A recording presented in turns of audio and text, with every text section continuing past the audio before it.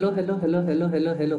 चलो, आज अपन स्टार्ट करें ऐसे 240 से, that is your auditor responsibility relating to fraud in an audit of financial statement. ये ऐसे क्या बोलता है कि देखो, अगर ऑडिटर को फ्रॉड मिला है फाइनेंशियल स्टेटमेंट में, तो अब उसको आगे एक्शंस क्या करना है, व्हाट इज इज रिस्पॉन्सिबिलिटी। तो सबसे पहले तो हमें समझना पड़ेगा कि बॉस फ्रॉड होता क्या है। तो फ्रॉड, देखो ये वर्ड्स आपके बहुत इंपॉर्टेंट है। It is an intentional act involving use of deception to obtain an unjust advantage.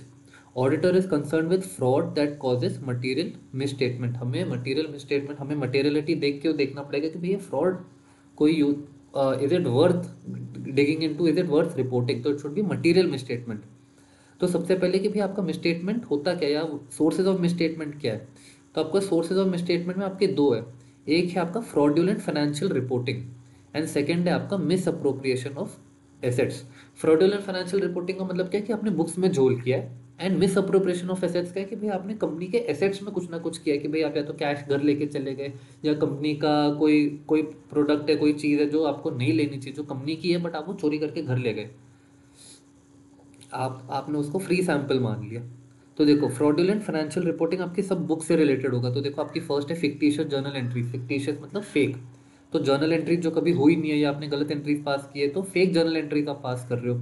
आप कोई इनअप्रोप्रिएट अजम्पशंस यूज करो वाइल प्रिपेयरिंग बुक्स। हम कुछ कुछ अजम्पशन यूज करते हैं, बट आपने कोई इनअप्रोप्रिएट अजम्पशन यूज किया है, तो वो भी आपका फ्रॉडुलेंट फाइनेंशियल रिपोर्टिंग में आ जाता है। फिर क्या है, omitting, advancing and dealing recognition of event. अगर आपकी कोई इवेंट हो चुका है, अगर आपका कोई भी ऐसी चीज़ हो चुकी है और आपने उसको ओमिट ही नहीं करके पूरा उसका पूरा स्किप कर दिया। सपोज आपके फैक्ट्री में आग लग गई, आपने उसका लॉस कहीं दिखाया ही नहीं, आपके पूरे बैलेंस शीट में कहीं लॉस दिखाया ही नहीं। You have omitted the transaction, you have omitted the event. या तो एडवांसिंग है कि आपके पास आपको कुछ ऑर्डर आना था, वो अभी तक आया नहीं है, बट आपको इस साल का रेवेन्यू हाई दिखाने के लिए आपने वो ऑर्डर को दिखा दिया कि हमें ऑर्डर रिसीव हो गया है। तो आपने रेवेन्यू को एडवांस में रिकॉग्नाइज कर लिया, आपने इवेंट को एडवांस में रिकॉग्नाइज कर लिया। या dealing of event. So either of these, omitting, advancing, dealing. भाई इवेंट जब हुआ तब रिकॉर्ड करो ना। All of these will be your fraudulent financial reporting. And आपका फोर्थ है concealing facts that affect financial statements. अगर कोई ऐसे फैक्ट्स है, कोई ऐसे डिस्क्लोजर है जो आपको फाइनेंशियल स्टेटमेंट में देने चाहिए, बट आप उनको कंसील कर रहे हो, आप उनको छुपा रहे हो, आप उनको नहीं बता रहे हो अपने फाइनेंशियल स्टेटमेंट्स में, तो it will also be considered as fraudulent financial reporting and it is a misstatement. ठीक है। तो अपना फर्स्ट मिस स्टेटमेंट हो गया। सेकंड मिस स्टेटमेंट क्या बोलता है, मिस अप्रोप्रिएशन ऑफ एसेट्स की। इसमें अपने कंपनी के फिजिकल एसेट्स को आपने कुछ की है। एम्बेजलिंग रिसीट्स, एम्बेजलिंग मतलब चोरी करना। तो अगर कंपनी के खाते में कोई भी पैसे आए, कोई भी बैंक अकाउंट में पैसे आए, एंड वो आप घर लेके चले जाए, आपको कोई कैश मिला कंपनी के बिहाफ पे और आप वो घर लेके चले गए या आपने अपना मान लिया, तो that is embezzling of receipts. Second क्या, स्टीलिंग फिजिकल एसेट्स। कंपनी के जो फिजिकल एसेट्स है, कंपनी के जो एसेट्स है, आप उन्हें चुरा लिया। एंड तीसरा क्या, using entities assets for personal use. तो सेकंड पॉइंट में बात की कि भाई आप घर ले गए, आपने चोरी कर लिया। थर्ड पॉइंट में आप उसको पर्सनल यूज के लिए यूज करें, तो भी it will be called miss appropriation of asset and it is a source of miss statement. ठीक है। अब आपका नेक्स्ट क्या, risk associated with non detection of material miss statement, कि भाई क्या क्या रिस्क है एंड कौन से मिस स्टेटमेंट में कितनी रिस्क है।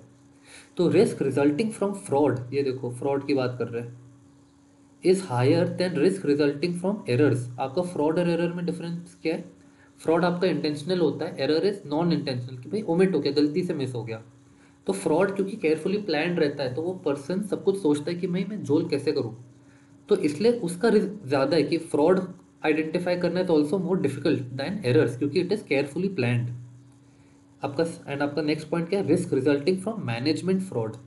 मैनेजमेंट फ्रॉड क्या बोलते हैं कि आपका जब जो हायर अथॉरिटी है, आपके जो मैनेजमेंट है, अगर वो ही झोल कर रहे हैं, it is higher than the risk resulting from employee fraud, क्योंकि मैनेजमेंट के पास एम्प्लॉयज से ज़्यादा अथॉरिटी भी होती है, उनके पास ज़्यादा पावर रहती है।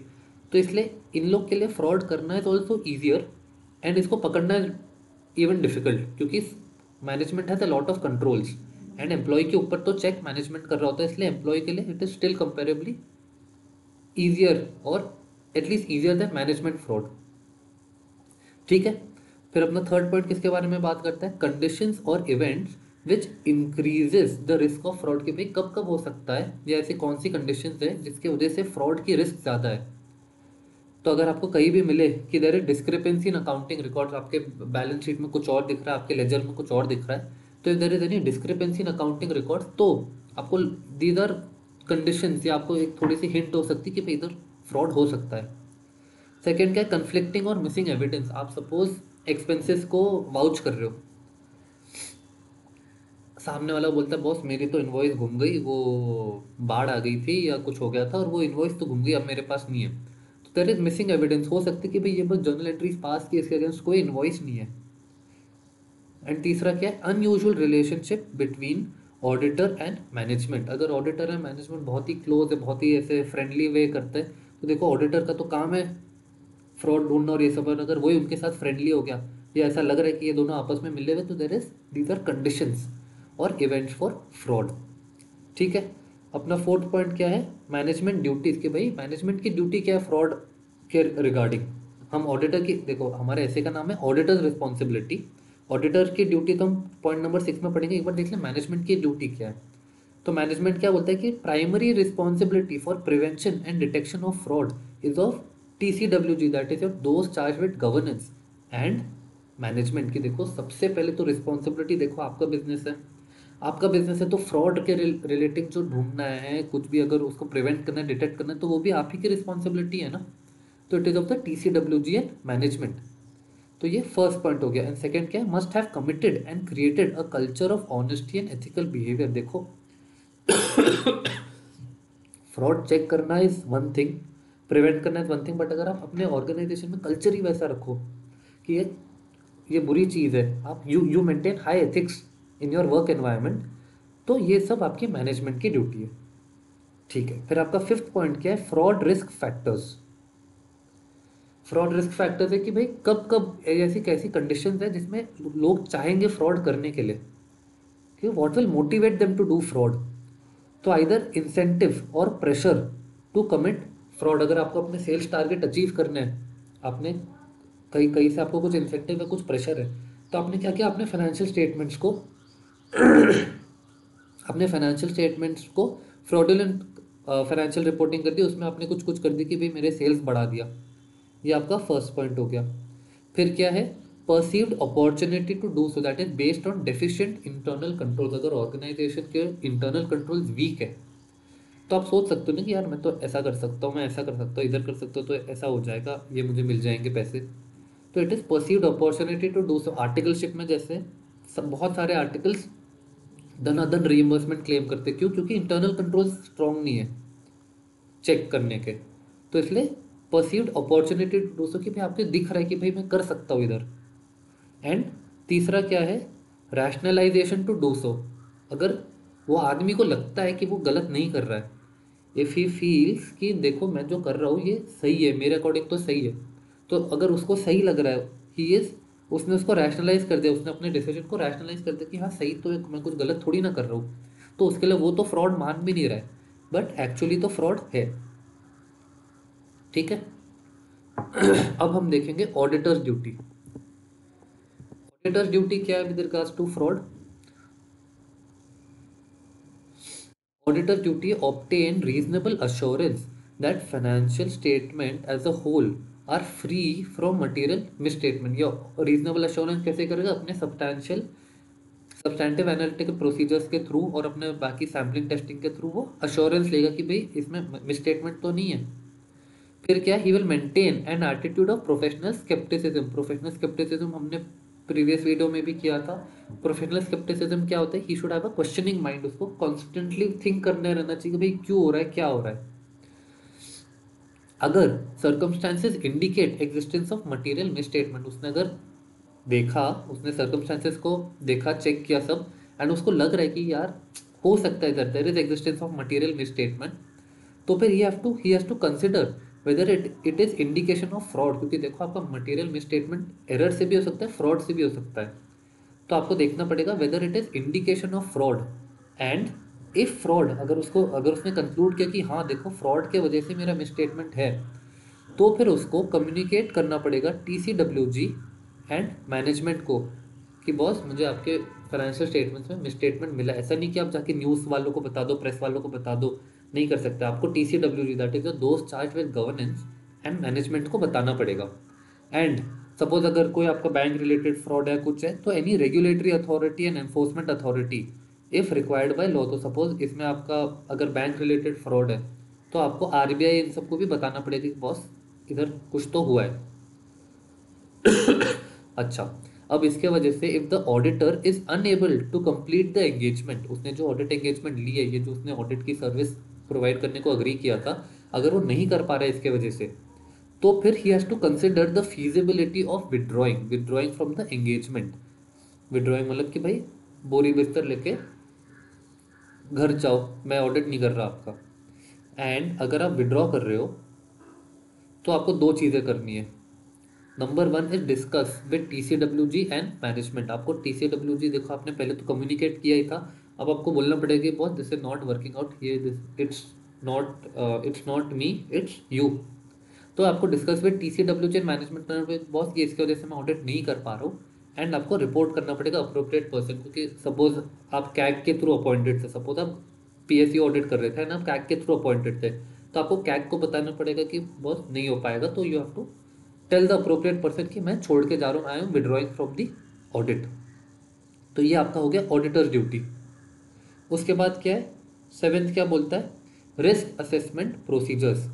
रिस्क असेसमेंट प्रोसीजर्स है आपके inquiring management and others within entity with reference to process of identifying and responding to risk. कि भाई आप लोग कैसे आइडेंटिफाई करते हो, या आपको जब रिस्क दिखती है तो आप उसको एक्शन क्या लेते हो, आप क्या करते हो उसके। तो सबसे पहले तो आपको मैनेजमेंट को ही पूछो कि आप लोग क्या करते हो।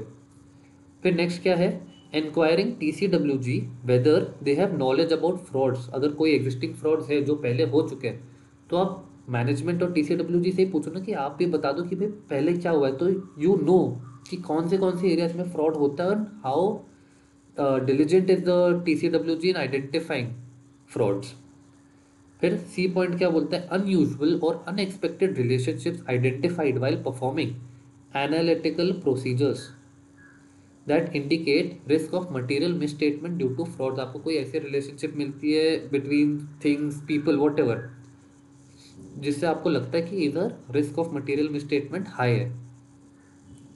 एंड आपका लास्ट क्या, any other information indicating of RMM due to frauds. तो आपको अगर लग रहा है कि फ्रॉड की वजह से इधर RMM हो सकता है, कोई भी अदर इन्फॉर्मेशन, वो आपके इसमें आ गया। फिर आपका लास्ट पार्ट क्या है, रिस्पॉन्सेज टू असेस रिस्क। देखो इधर क्या था, रिस्क असेसमेंट प्रोसीजर। सबसे पहले तो आइडेंटिफाई करोगे कि भाई रिस्क है कहाँ पे, क्या रिस्क क्या है।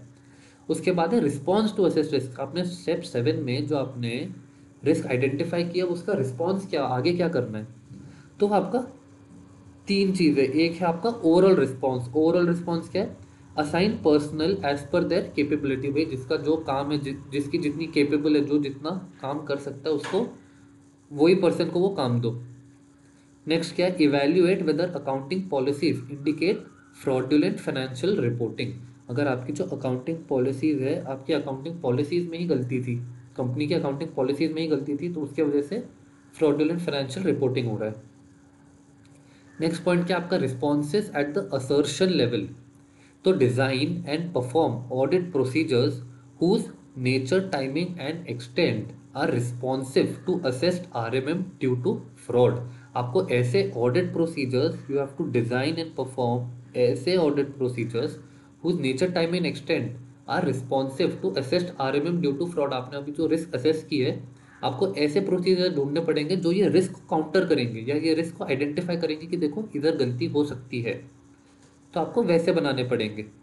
एंड सी पॉइंट क्या बोलता है, responses to risk related to management override of controls. देखो अगर मैनेजमेंट के पास, हमने देखा जैसे पावर है, अगर मैनेजमेंट के पास पावर है कंट्रोल रखने के लिए, तो it he can also override the control. Override the control मतलब सपोज फॉर एग्जाम्पल कोई ट्रांजैक्शन है जिसमें लगता है कि भाई any expenditure more than 10 lakh rupees requires approval of धीर मोदी। ठीक है, अब धीर मोदी के पास ये कंट्रोल है। अगर धीर मोदी खुद चाहे 10 लाख से ज़्यादा एक्स्ट्रा खर्चा करने के लिए, तो वो कर सकता है, क्योंकि अप्रूवल किसका चाहिए, मेरा खुद का चाहिए। कभी कभी लगता है अपुनिश भगवान है। ठीक है, तो क्योंकि मेरे पास ही पावर है, मेरे पास पावर है और मैं ही ट्रांजैक्शन करूँ, तो I will override the control, I can override the control. तो management is in a unique position to perpetrate fraud because of management ability to manipulate accounting records. वो accounting records को ही change करवा सकता है। मैंने 10 लाख का खर्चा किया, मैं बुक्स में देखा नहीं 1 ही लाख का किया, पूरी बुक्स ही चेंज कर दी। And auditor should determine whether he needs to perform extra audit procedures. आपने जो रिस्क आइडेंटिफाई की है उस बेसिस पर अब आपको देखना पड़ेगा कि यार इफ देयर समथिंग जो मैंने ओवरलुक किया था वाइल प्लानिंग स्टेज की, देखो मुझे अब जो रिस्क दिख रहे हैं उस बेसिस पे do I need to change my audit procedure, do I need to do anything extra कि इन केस मेरे से कोई मिस स्टेटमेंट छूट ना जाए। परफेक्ट। एंड इससे अपना ऐसे 240 खत्म हो जाता है।